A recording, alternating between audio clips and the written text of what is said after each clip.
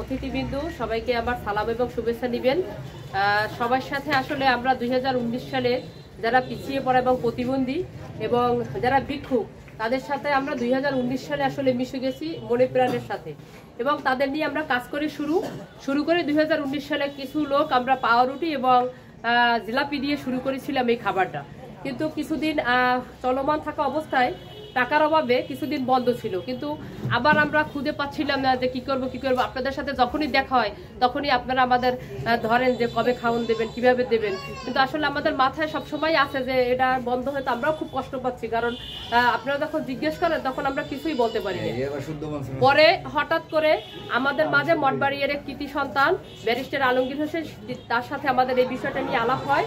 তখন সে আমাদের আশ্বস্ত করেছেন যে আপনাদের খাবার টাকাটা সে সম্পূর্ণ বহন করবে। তখন আমরা আবার শুরু করি আপনাদের নিয়ে কাজ করতে। এরই ধারাবাহিকতায় এর মাঝে আমাদের আবার মমতা সাপাই, আবির ভাই সবাই আমরা একসাথে একটা মিটিং করি যে ঠিক আছে আমরা কষ্ট করব, কিন্তু আপনি একটু আমাদের অর্থ দিয়ে হেল্প করেন। তখন তাদের সাথে আমরা আবার একসাথে হই এবং এর মাঝে আবার এই যে মঠবাড়িয়ার সন্তান সুমিয়া পায়, তার মাধ্যমে মমতা সাপার মাধ্যমে জানতে পারলাম যে আপনাদের জন্য কিছু কম্বল সে বিতরণ করবে।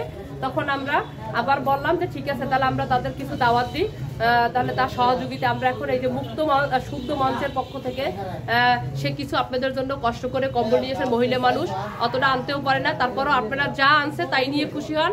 পরে আপনাদের আবার যদি আপনাদের ভাগ্যে থাকে, তার যদি চেষ্টা থাকে আপনাদের সাথে আবার সামিল হবে সে। সবাইকে ধন্যবাদ, সবাই ভালো থাকবে।